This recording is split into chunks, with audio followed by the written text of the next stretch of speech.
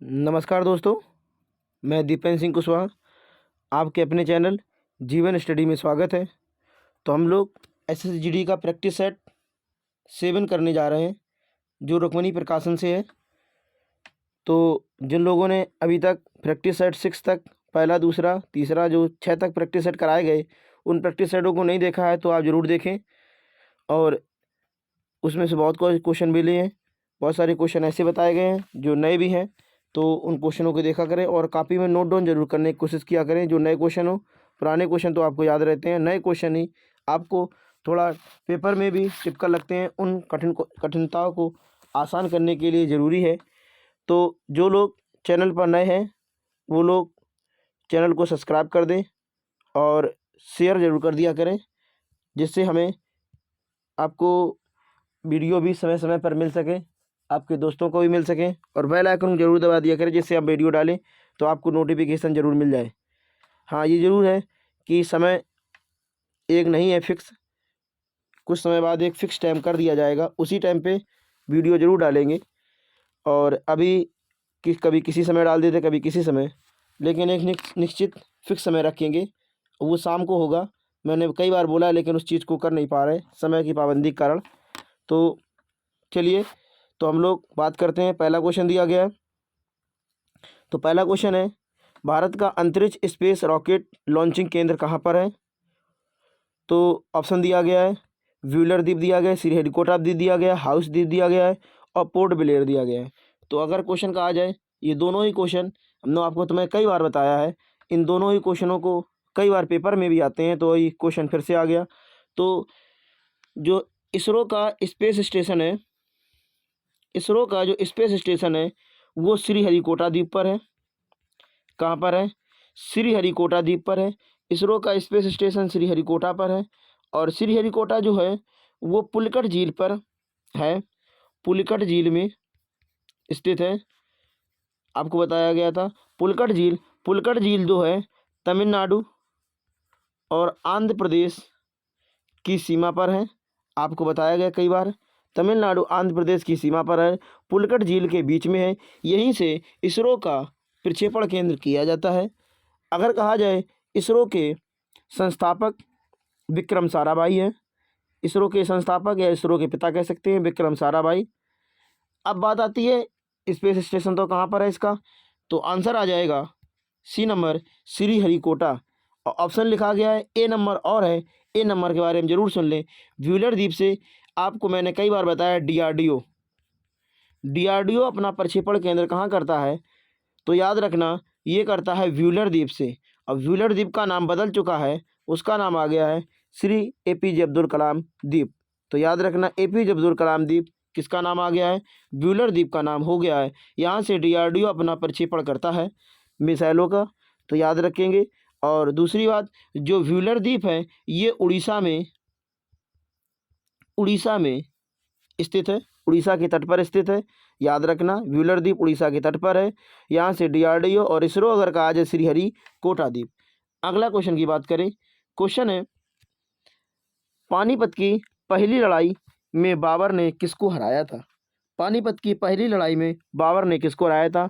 तो ऑप्शन सिकंदर लोदी लिखा है, इब्राहिम लोदी, राणा सांगा लिखा है, शेरशाह सूरी लिखा है। तो अगर हम बात करें इसमें से आंसर की, तो आंसर इसमें आ जाएगा इब्राहिम लोदी। कौन आएगा? आंसर तो इब्राहिम लोदी आ जाएगा। हम बात करें तो बाबर ने इब्राहिम लोदी को हराकर इस युद्ध को जीता था। और वह युद्ध कब हुआ था? तो याद रखना वह युद्ध हुआ था 21 अप्रैल 1526 को हुआ था। पानीपत का प्रथम युद्ध 1526 को हुआ था। अगर कहा जाए बाबर भारत में आया था और ये तुर्की शासक था, एक तुर्क अफ़गान शासक था, तो याद रखना बाबर एक कैसा था, तुर्क अफ़गान शासक था। और भारत जो आया था वो पाकिस्तान में एक स्थित दर्रा है जिसे कहते हैं खैबर दर्रा। किस दर्रा से होकर आया था भारत में आया था, ये खैबर दर्रा से होकर आया था। याद रखना भारत में बाबर किस दर्रा से प्रवेश किया, क्वेश्चन कई बार आया है, खैबर दर्रा से। और पाकिस्तान में एक खैबर दर्रा है। वर्तमान में यह दर्रा पाकिस्तान और अफ़गानिस्तान के बीच में है। तो पाकिस्तान अफगानिस्तान पे याद रखना खैबर दर्रा मिलती है, एक गोमल दर्रा मिलती है। ये दो दर्रा ध्यान देना, पाकिस्तान अफगानिस्तान। लेकिन बाबर किस दर्रा से होकर आया? वो आया खैबर दर्रा से। अगर कहा जाए पानीपत का जो दूसरा युद्ध हुआ था वो हुआ था अकबर और हेमू के बीच। अकबर और हेमू के बीच हुआ था, जिनका नाम हेमचंद्र विक्रमादित्य था। हेमचंद्र विक्रमादित्य की बात करें तो यहाँ से क्वेश्चन दो बनते हैं। एक तो आता है अंतिम हिंदू शासक जो दिल्ली की गद्दी पर बैठा। अंतिम हिंदू शासक जो दिल्ली की गद्दी पर बैठा, तो याद रखना हेमू ही था। कौन? हेमू, जिसे विक्रमादित्य की उपाधि दी गई और ये 14वें नंबर के विक्रमादित्य थे। क्वेश्चन आए अंतिम विक्रमादित्य कौन से थे, तो यही हेमू थे, याद रखना। और इन्हें कौन से नंबर की विक्रमादित्य की उपाधि धारण की थी? 14वें नंबर की विक्रमादित्य की उपाधि धारण करने वाले थे। विक्रमादित्य की उपाधि थी क्या? तो विक्रमादित्य एक उज्जैन के राजा थे। विक्रमादित्य एक उज्जैन के राजा थे। उज्जैन के राजा का नाम विक्रमादित्य था। और इनके, क्योंकि उज्जैन के राजा ने ही सबसे पहले शकों को हराया था। किसे हराया था? सबसे पहले शक राजाओं को हराया था। इसीलिए विक्रमादित्य ने इन विजय के उपलक्ष्य में एक विक्रम संवत चलवाया था। क्या चलवाया था? विक्रम संवत। और विक्रम संवत चला था, ये बीसी की बात है। ये आता है 57 या 58 बीसी में। 57 या 58 बीसी में आता है, ईसा पूर्व में विक्रम संवत चलाया गया था। विक्रमादित्य कहाँ के राजा थे? उज्जैन के राजा थे। इन्होंने क्या चलाया था? विक्रम संवत। अगर कहें शक संवत किसने चलाया था, तो याद रखना शक संवत चलाया था कनिष्क ने। और भारत सरकार शक संवत को स्वीकार किए हुए विक्रम संवत को स्वीकार नहीं किए हैं। ये तो बात ये हो गई। तो याद रखना विक्रमादित्य, बाद में इन्हीं के नाम से जो जो व्यक्ति शकों को हराता था वो विक्रमादित्य की उपाधि धारण करता जाता था। तो मैंने क्वेश्चन बताया, मैंने कहा 14वें नंबर का विक्रमादित्य कौन हुआ, तो याद रखना हेमू हुए। कौन? हेमू। हेम 14वें नंबर के ये विक्रमादित्य हुए और दिल्ली की गद्दी पर बैठने वाला अंतिम हिंदू शासक भी हेमू ही है। आगे बात करें, क्वेश्चन है तो इसका आंसर इब्राहिम लोदी बता दिया। क्वेश्चन नंबर 23, जहांगीर के दरबार में ब्रिटिश शासक जेम्स प्रथम का राजदूत कौन बनकर आया था? जेम्स प्रथम का राजदूत कौन बनकर आया? याद रखना जेम्स प्रथम ने भारत में जहांगीर के दरबार में दो राजदूत भेजे थे। एक राजदूत का नाम था विलियम हॉकिंस। एक राजदूत ये था। ये राजदूत आया था 1609 में। 1609 ईस्वी में विलियम हॉकिंस को भेजा था। किसने? जेम्स प्रथम ने। जबकि एक दूसरा राजदूत, याद रखना, सर टॉमस रो। कौन आया? सर टॉमस रो को भी किसने भेजा था? जेम्स प्रथम ने भेजा था। इनको भेजा था 1615 में। 1615 में दो राजदूत आए, लेकिन ऑप्शन के आधार पर अगर कहा जाए सर टॉमस रो नहीं दिया है तो विलियम हॉकिंस दिया है। तो इस तरह से इसका आंसर क्या हो जाएगा? William Hawkins. अगर हम विलियम हॉकिंस की बात करें तो जहांगीर ने इन्हें एक उपाधि दी थी। याद रखना जहांगीर ने इन्हें एक उपाधि दी थी जिसे कहते इंग्लिश खान। कौन सी? इंग्लिश खान की अगर कहा जाए उपाधि दी किसे दी गई? इंग्लिश खान की उपाधि वो दी गई थी विलियम हॉकिंस को। विलियम हॉकिंस को कहा जाता है इंग्लिश खान। और जहांगीर ने इन्हें 400 मनसब प्रदान किया था। 400 मनसब, ये क्या होता है? मनसब एक व्यवस्था चलाई गई थी अकबर द्वारा। इस मनसब व्यवस्था के अंतर्गत 400 सैनिकों का प्रमुख बनाया गया था। मनसब का मतलब होता है सैनिकों का प्रमुख। 400 सैनिकों का प्रमुख बना दिया गया था। किसे? विलियम हॉकिंस को। तो याद रखना विलियम हॉकिंस को कौन सी उपाधि दी गई? इंग्लिश खां की उपाधि दी गई। किसका राजदूत था? ये जेम्स प्रथम का राजदूत था। कब आया था? ये भेजा गया था 1605 ईस्वी में। अगर अगली बात करें तो ये भी बात कर लेते हैं, क्यों छोड़े। अगर कहें ईस्ट इंडिया कंपनी की पहली फैक्ट्री कहाँ पर लगी थी? ईस्ट इंडिया कंपनी की पहली फैक्ट्री 1608 में सूरत में लगी थी। कहाँ पर? ईस्ट इंडिया कंपनी की पहली फैक्ट्री, ईस्ट इंडिया कंपनी की अगर कहा जाए पहली फैक्ट्री कहाँ लगी तो सूरत में लगी थी। जितने ये क्वेश्चन बताए गए अपनी कॉपी में नोट डाउन जरूर किया करें, जिससे आपको समय समय पर उन्हें याद कर सकें। तो जो लोग वीडियो को देख रहे हैं, वीडियो को लाइक, शेयर और कमेंट करके ज़रूर बताते रहें और सब्सक्राइब करते रहें। और आगे चलते देखते हैं अगला क्वेश्चन। क्वेश्चन है, किस दिल्ली सुल्तान ने राज्य की सहायता के लिए नई सिंचाई व्यवस्था शुरू की? यहाँ पर दो चीज़ें आती हैं, याद रखना। नई सिंचाई व्यवस्था, एक तो नहर सिंचाई व्यवस्था की बात करें, नहर सिंचाई व्यवस्था की बात करें, और नहर सिंचाई व्यवस्था की शुरुआत किसने की? एक क्वेश्चन ये बनता है। एक क्वेश्चन आता है, नहरों को फैलाया किसने? यानी नहरों को सबसे ज़्यादा फैलाया किसने, या कह सकते हैं नहर तंत्र किसने बनवाई, बहुत नहरें बनवाई। तो दोनों ही क्वेश्चन है। अगर कहा जाए नहर सिंचाई की व्यवस्था सबसे पहले किसने शुरू कराई, तो याद रखना गयासुद्दीन तुगलक ने। लेकिन नहरों को सबसे ज़्यादा फैलाया किसने, तो आंसर आता है फिरोज शाह तुगलक। तो याद रखना फिरोज शाह तुगलक ने सबसे ज़्यादा नहरों का निर्माण करवाया। लेकिन नहरों की सिंचाई से प्रारंभ किसने करवाया, तो याद रखना गयासुद्दीन तुगलक। तो 24 का आंसर क्या हो जाएगा? सी नंबर हो जाएगा, गयासुद्दीन तुगलक। अगर हम सिकंदर की बात करें तो सिकंदर लोधी कौन था? एक बॉन्ड याद रखना, सिकंदर लोधी। एक क्वेश्चन आता है, सिकंदर लोधी जो फारसी भाषा में कविताएं लिखता था, सिकंदर लोधी जो फारसी भाषा में कविता लिखते थे, वो कविता किस नाम से जानी जाती थी? तो याद रखना गुल रुखी के नाम से जानी जाती है। गुल रुखी के नाम से कहा जाए फारसी कविता कौन दिल्ली सल्तनत का शासक करता था, तो याद रखना सिकंदर लोधी करता था। तो 24 का आंसर हम लोगों ने देखा सी। आगे आते हैं 25 क्वेश्चन। लिखा है, दक्षिण अमेरिका में अमेजन द्रोणी में कौन से वन हैं? कितनी बार क्वेश्चन ये भी बताया तुम्हें। दक्षिण अमेरिका में अमेजन द्रोणी कौन से वन होते हैं? अमेजन द्रोणी का मतलब है अमेजन घास के मैदान। अमेजन घास के मैदान दक्षिण अमेरिका में ब्राज़ील में मिलते हैं, जिसे कहा जाता है पृथ्वी का फेफड़ा। यहाँ से ऑक्सीजन सबसे ज़्यादा उत्पादित होती है। ठीक है, 20% बताया जाता है। 20% ऑक्सीजन यहीं से उत्पादित होती है पूरी पृथ्वी में। और ये कौन से वन हैं? ये वन, क्योंकि ये अगर कहा जाए ग्लोब में विषुवत रेखा के पास मिलते हैं, तो इन वनों को कहा जाता है विषुवतीय वर्षा वन। क्या कहा जाएगा? इन वनों को कहा जाता है विषुवतीय वर्षा वन कहा जाता है। तो आंसर हो जाएगा बी नंबर।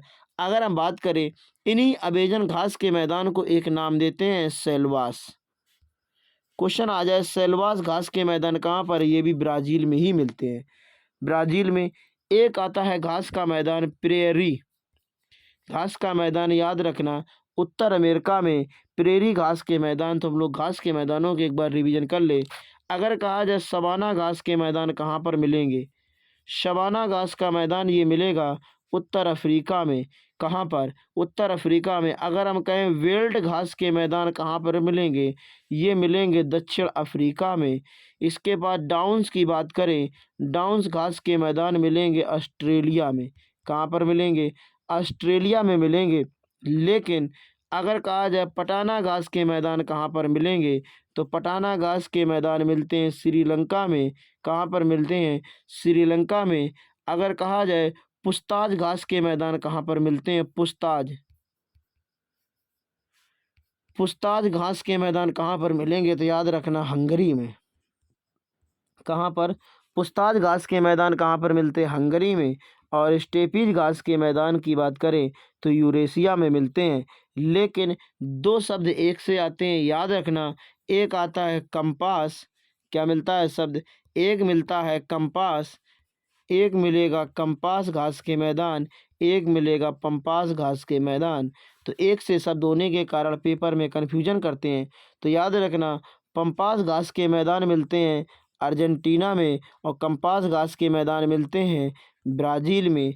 तो यहाँ से अगर कहा जाए कंपास घास के मैदान ब्राज़ील में और पंपास घास के मैदान अर्जेंटीना में, तो अर्जेंटीना वाला कैसे याद रखेंगे? तो मैंने आपको ट्रिक बताई। एक शब्द याद रखना आप, अपने आप से शब्द याद रखना आप।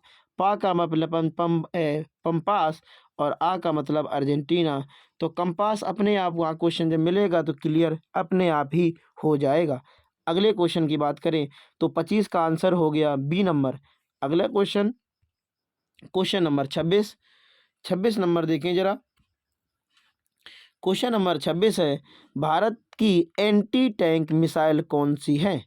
एंटी टैंक यानी टैंकों को विध्वंस करने वाली मिसाइल कौन सी है? तो अगर हमको आंसर की बात करें तो आंसर आ जाएगा इसमें नांग। एक तो ये हो गया एंटी टैंक मिसाइल कौन सी है, नांग। अगर हम आकाश की बात करें तो आकाश क्या, ये एक मिसाइल है, जबकि ये एक एंटी टैंक मिसाइल है। ये कैसी मिसाइल है? ये भी मिसाइल है, ये बैलिस्टिक मिसाइल है। आकाश एक कैसी मिसाइल है? आकाश एक बैलिस्टिक मिसाइल है, और अग्नि एक बैलिस्टिक मिसाइल है, पृथ्वी एक बैलिस्टिक मिसाइल है। अगर हम बात करें आकाश कहाँ से कहाँ चलाई जाती है तो याद रखना, आकाश सरफेस टू एयर चलाई जाती है, यानी सतह से वायु में चलाई जाती है। लेकिन अग्नि कहाँ चलाई जाती है?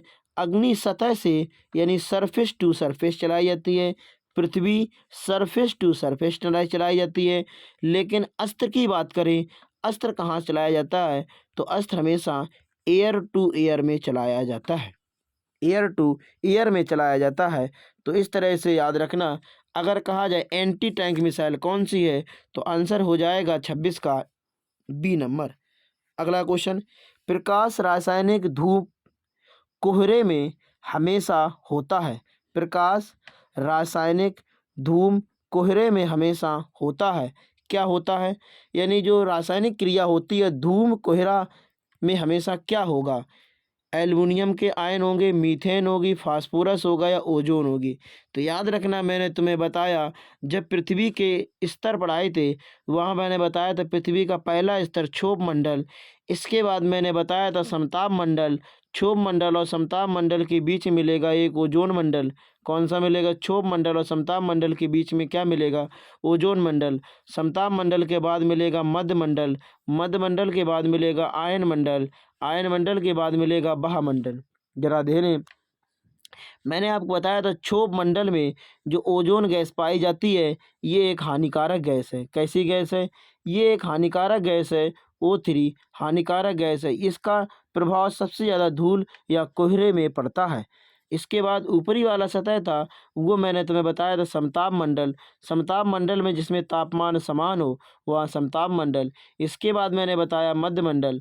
मध्य मंडल में क्या उल्का पिंड पाए जाते हैं। सबसे ठंडा मंडल किसे कहते हैं? मध्य मंडल को कहते हैं। आयन मंडल क्या है? इसे दूर संचार का मंडल कहते हैं। कौन सा मंडल कहते हैं? दूर संचार का मंडल कहते हैं, क्योंकि यहीं से रेडियो तरंगे वापस होके आती हैं। बहामंडल क्या होता है? सबसे बाहरी परत है, इसे बहामंडल कहते हैं। तो मैंने कहा किस सतह पर, यानी क्षोभ मंडल में ही ओजोन मिलेगा, लेकिन समताप और क्षोभ मंडल के बीच में भी ओजोन गैस की परत पाई जाती है, लेकिन वो लाभदायक होती है। जो परत होती है वो लाभदायक, जबकि क्षोभ मंडल में पाई जाने वाली ओजोन ये हानिकारक होती है। और एक तरह से ये द्वितीयक प्रदूषक भी कहलाता है। क्या कहलाता है? द्वितीयक प्रदूषक क्या होते हैं? जो रासायनिक क्रिया करके दूसरा उत्पाद बना ले। जैसे द्वितीयक ऑक्सीजन से क्रिया की थी, ऑक्सीजन से नवजात ऑक्सीजन मिल गया था, तो इस तरह से O3 बना, और ये क्या है? द्वितीयक प्रदूषक है। इसी तरह से और भी बहुत सारे प्रदूषक मिलेंगे द्वितीयक प्रदूषक के रूप में। तो इस तरह से अगर हम कहें इसका आंसर क्या हो जाएगा, तो इसका आंसर धूप यानी धूम कोहरे में हमेशा होता है। तो क्या होता है? ओजोन गैस होती है। कौन होती है? ओजोन गैस होती है। अगले क्वेश्चन की बात करें, क्वेश्चन नंबर है 28। क्वेश्चन लिखा है फिलीपींस में प्रयोग की जाने वाली मुद्रा कौन सी है? फिलीपींस में प्रयोग की जाने वाली मुद्रा पेसो है। कौन सी है? पेसो मुद्रा कहाँ पर प्रयोग की जाती है? फिलीपींस में। ऑप्शन दिया गया ये, येन मुद्रा कहाँ पर? जापान में। यूरो कहाँ पर? यूरोपियन संघ की। डॉलर कहाँ पर? अमेरिका में। तो आंसर क्या हो जाएगा 28 का? आंसर हो जाएगा 28 का क्या? आंसर 28 का क्या हो जाएगा? अगर कहें आंसर 28 का हो जाएगा पीसो। क्या हो जाएगा? पीसो आंसर हो जाएगा 28 का। ठीक है, 28 का आंसर क्या होगा? पीसो। अगले क्वेश्चन की बात करें, एक करंट का क्वेश्चन हो गया। एक बहुराष्ट्रीय शांति अभ्यास हुआ है जिसका नाम है एक्सरसाइज खान क्विस्ट 2022 किस देश में शुरू हुआ है? किस देश में शुरू हुआ है? बहुराष्ट्रीय शांत अभ्यास ये हुआ है मंगोलिया में। कहाँ पर शुरू हुआ है?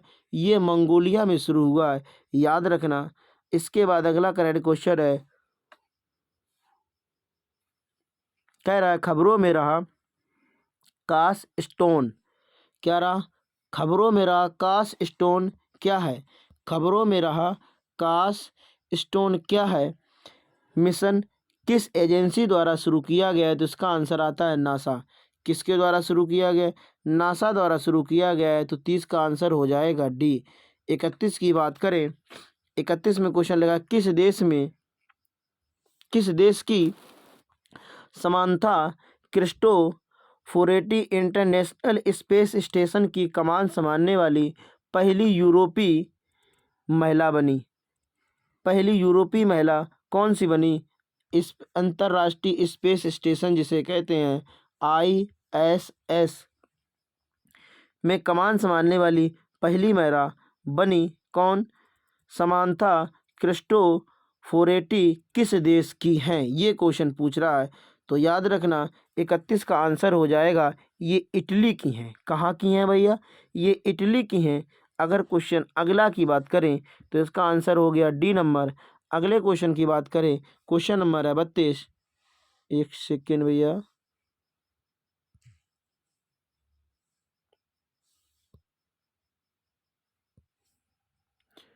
क्वेश्चन नंबर है अगला। तो क्वेश्चन नंबर 32 क्वेश्चन कह रहा है किस देश में हाइड्रोजन से चलने वाली यात्री ट्रेनों का दुनिया का पहला बेड़ा लॉन्च किया गया? किससे? हाइड्रोजन से चलने वाली ट्रेन कहाँ पर चलाई गई? सिंपल भाषा में बात करें तो आंसर आ जाएगा इसका सी नंबर, जर्मनी में चलाई गई हाइड्रोजन से। तो याद रखना। अगले क्वेश्चन की बात करें, क्वेश्चन है 33 नंबर। 33 क्वेश्चन क्या है? कह रहा है डागर बैंक कहाँ स्थित है? डागर बैंक कहाँ पर स्थित है? डागर बैंक है क्या? ये एक मत्स्य उत्पादन क्षेत्र है। क्या है? मत्स्य उत्पादन क्षेत्र है। याद रखना, मत्स्य उत्पादन क्षेत्र है। कौन सा? डागर बैंक मत्स्य उत्पादन क्षेत्र है डागर बैंक। अगर कहें कहाँ पर मिलता है, ये मिलता है अटलांटिक महासागर में। कहाँ पर मिलेगा? अटलांटिक महासागर मिल जाएगा। और अटलांटिक महासागर में जो गल्फ स्ट्रीम की सबसे गर्म धारा है वहीं पर इसका निर्माण होता है। डागर बैंक कहाँ पर मिलेगा? तो याद रखना अटलांटिक महासागर में पाए जाने वाला बैंक है। कौन सा? डागर बैंक। अगले क्वेश्चन की बात करें, क्वेश्चन है तो इसका आंसर क्या हो जाएगा? 33 का आंसर भैया ए है। क्या है? 33 का आंसर ए। अगले क्वेश्चन की बात करें, क्वेश्चन है सर्वाधिक मतदाताओं वाला देश कौन है? तो यहाँ दो क्वेश्चन ध्यान से सुनना। अगर कहे सर्वाधिक जनसंख्या वाला देश तो आंसर दिमाग में आ गया होगा चीन। लेकिन सर्वाधिक युवा वाला देश तो आंसर आ जाएगा भारत। अगर कह दे सर्वाधिक मतदाताओं वाला देश तो आंसर आ जाएगा भारत। तो याद रखना सर्वाधिक मतदाता आंसर भारत, सर्वाधिक जनसंख्या तो आंसर चीन, सर्वाधिक युवाओं वाला देश तो आंसर भारत। तो इस तरह से आंसर क्या हो जाएगा? आंसर हो जाएगा ए नंबर। क्या हो जाएगा? ए। जब 17वीं लोकसभा के चुनाव हुए थे उस समय लगभग 90 करोड़ लोगों ने मतदान किया था। कितना? 90 करोड़ लोगों ने मतदान किया था। उस समय की बात हुई 17वें जब भी लोकसभा के चुनाव हुए थे तब की डाटा है ये। अगला क्वेश्चन है क्रांति से है, रजत क्रांति का संबंध किससे है? तो रजत क्रांति का संबंध जिसे कहते हैं दुग्ध क्रांति भी कहते हैं, ऑपरेशन फ्लड कहते हैं। तो इसका आंसर हो जाएगा ऑपरेशन रजत क्रांति। एक सेकेंड, रजत क्रांति भैया अंडे से है। रजत क्रांति किससे है? यहाँ पर अंडे से है। रजत क्रांति का संबंध किससे है? वो दुग्ध क्रांति आती है, श्वेत क्रांति।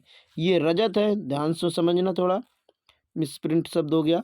ये रजत क्रांति है, वो श्वेत क्रांति है। अगर कह दे श्वेत क्रांति या दुग्ध क्रांति या ऑपरेशन फ्लड क्रांति तो याद रखना ये दूध से है। लेकिन अगर कहे रजत क्रांति, रजत क्रांति का संबंध है अंडे से। किससे आएगा? रजत क्रांति का संबंध अंडे से है। और अगर हम कहें कुछ क्रांतियां हैं, उन क्रांतियों की बात करें, एक आती है पीली क्रांति। जरा कमेंट करके बताना, हम पूछ रहे तब तक।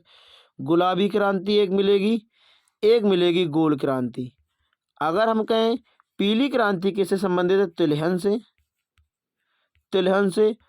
और अगर कहें गुलाबी क्रांति किससे है? तो झींगा मछली से। किससे? झींगा मछली से। गोल क्रांति किससे है? तो याद रखना आलू से।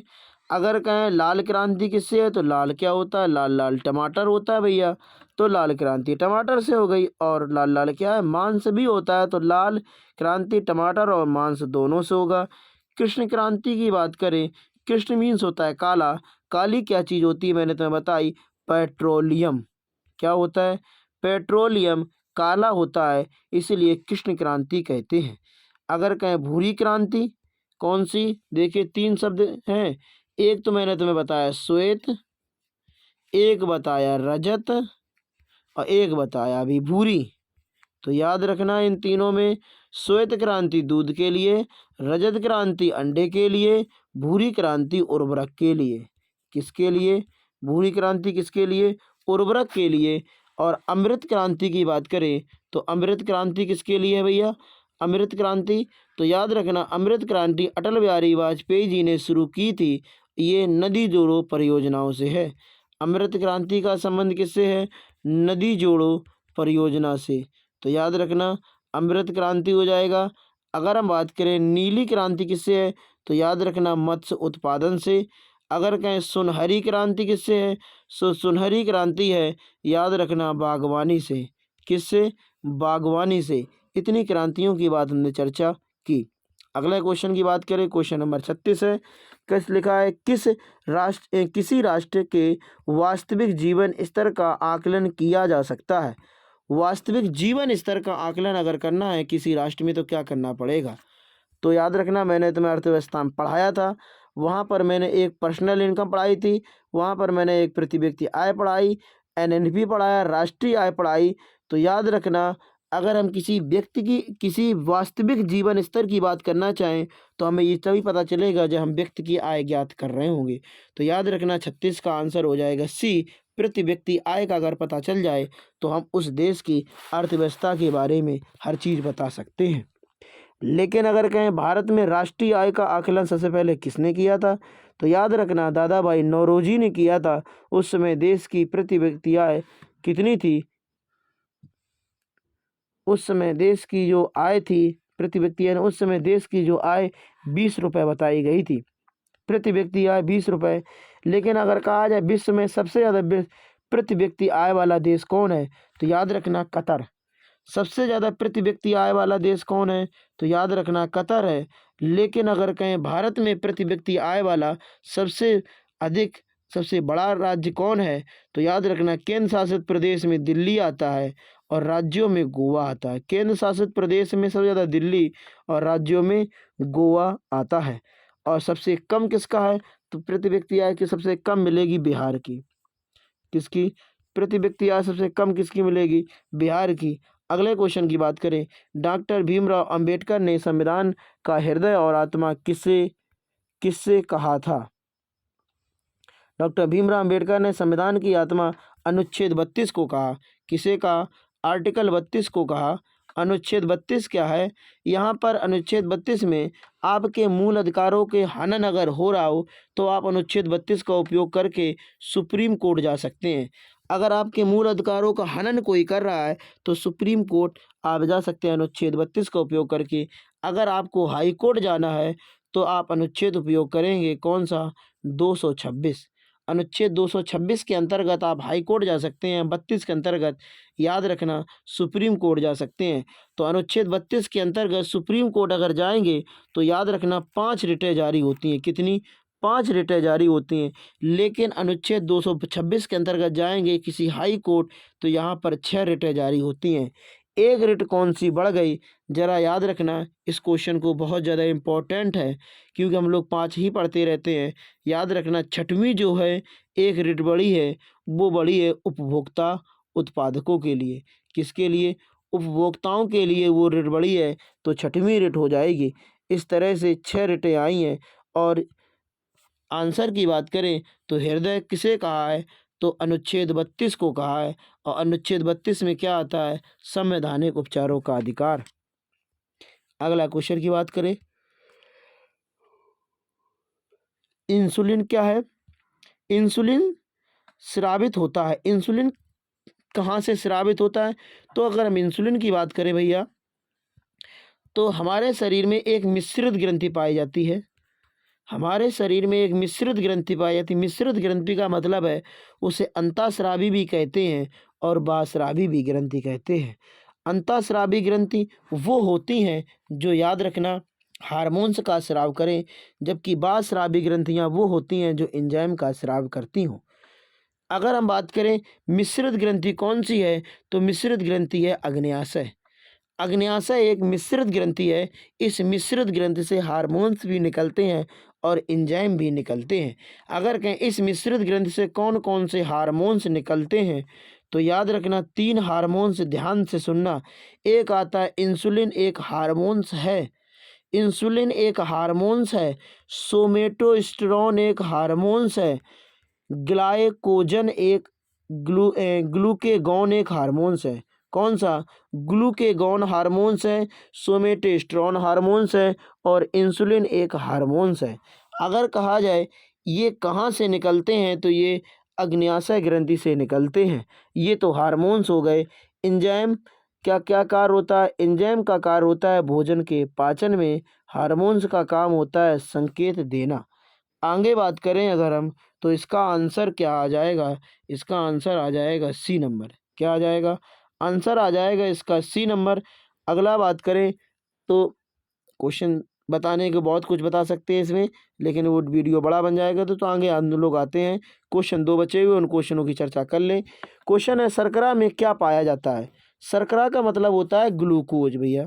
शर्करा का मतलब होता है ग्लूकोज। हम ग्लूकोज का सूत्र लिख रहे हैं तो आप लोग बता सकते हैं क्या पाया जाएगा? C6H12O6। जरा बताएंगे कौन कौन से परमाणु मिलेंगे? कौन कौन से परमाणु मिलते हैं, तत्व मिलेंगे? तो याद रखना है कार्बन, हाइड्रोजन और ऑक्सीजन। जिस ऑप्शन में मिल जाए कार्बन, हाइड्रोजन और ऑक्सीजन, वो आंसर लगा देना। तो आंसर नंबर इसका हो जाएगा बी नंबर। क्या हो जाएगा? B number. अगर हम छोटी मोटी शर्करा की बात कर लें तो शर्करा क्या होती है? शर्करा होती है कार्बोहाइड्रेट के रूप में। और कार्बोहाइड्रेट होता है 3 प्रकार का। एक होता है मोनोसैकेराइड, एक होता है डाइसैकेराइड, एक होता है पॉलीसैकेराइड। अगर कहें मोनोसैकेराइड के अंतर्गत 3 शर्करा मिलेंगी। एक मिलेगा ग्लूकोज, एक मिलेगा फ्रक्टोज, एक मिलेगा फ्रक्टोज, एक मिलेगा गैलेक्टोज। तो याद रखना कौन कौन से मोनोशर्करा के अंतर्गत आते हैं। मोनोशर्करा के अंतर्गत कौन कौन से मिलेंगे? एक मिलेगा फ्रक्टोज, एक मिलेगा गैलेक्टोज और एक मिलेगा ग्लूकोज। ये 3 मोनोशर्करा होती हैं। अगर कहा जाए ग्लूकोज क्या है? ग्लूकोज रक्त की शर्करा कहते हैं। गैलेक्टोज याद रखना मोनोशर्करा है दूध की। दूध की अगर क्वेश्चन कह दे मोनो शर्करा कौन सी है, तो लैक्टोज नहीं है, तो आंसर आएगा गैलेक्टोज है।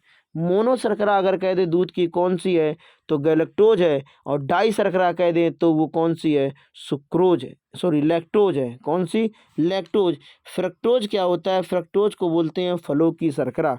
सबसे मीठी शर्करा कौन सी है? तो याद रखना फ्रक्टोज ही सबसे मीठी शर्करा है। अगर हम डाईसैकेराइड की बात करें, डाईसैकेराइड में 3 होते हैं। एक होता है लैक्टोज, एक होता है सुक्रोज, एक होता है माल्टोज। ये डाईसैकेराइड है। पॉलीसैकेराइड की बात करें, पॉलीसैकेराइड में क्या होंगे? सेलुलोज जैसे पॉलीसेकेराइड होता है, काइटिन एक पॉलीसेकेराइड होता है, पॉलीसेकेराइड ऐसे जिसे हमारा शरीर पचा ना सके वो पॉलीसेकेराइड होता है। तो याद रखना काइटिन का भी बाहरी आवरण किससे बना होता है? पॉलीसेकेराइड शर्करा से। तो इस तरह से इसका आंसर क्या हो जाएगा? D number. हाइड्रोजन है, ऑक्सीजन है और न कार्बन है। अगले क्वेश्चन नंबर लास्ट है, लास्ट क्वेश्चन 40 नंबर। शरीर में विटामिन डी की कमी से कौन सा रोग होता है? ये क्वेश्चन बताने वाला नहीं है भैया, ये लोग तुम लोग कमेंट करके ज़रूर बताएं कौन सा रोग होता है। अगर हम बात करें इसमें 2-3 बात ज़रूर कर लेंगे लेकिन आंसर नहीं बताएंगे। 2-3 बात ये है कि अगर कहा जाए विटामिन डी हमारे शरीर में बनने वाली एक विटामिन है। विटामिन का कार्य क्या होता है? विटामिन का कार्य होता है हमारे शरीर में प्रतिरोधक क्षमता को बढ़ाना। प्रतिरोधक क्षमता को बढ़ाने का काम कौन करता है? तो याद रखना विटामिन करते हैं। और विटामिन डी हमारे शरीर में बनती है और विटामिन डी और विटामिन के तो हमारे शरीर में ही निर्माण होता है। अगर कहा जाए कौन सा विटामिन है जो वसा में घुलनशील है और कौन सा विटामिन वसा में घुलनशील मिल जाता है? तो याद रखना ए, डी, ई, के। ये किसमें? वसा में। अगर कहें जल में घुलनशील कौन सी है? बी और सी। अगर क्वेश्चन कह दे कौन सा विटामिन है जिसे हमें प्रतिदिन लेने की आवश्यकता होती है? वो आंसर होता है बी और सी। कौन से विटामिन हैं जो यकृत में संचित रहते हैं? यकृत में होता है वसा। वसा में संचित रहने वाले विटामिन सभी यकृत में संचित होते हैं। तो भैया इसका आंसर ज़रूर देना। इसका आंसर कहा जाए शरीर में विटामिन डी की कमी से कौन सा रोग होता है? बहुत सा सरल आंसर है। तो अगर वीडियो अच्छा लगा हो भैया तो लाइक कर देना और शेयर कर देना और चैनल को सब्सक्राइब कर देना जो लोग नए हैं। और अगर अच्छा नहीं लगा है तो कमेंट करके ज़रूर बताना कि आपको क्या अच्छा नहीं लगा। जय हिंद।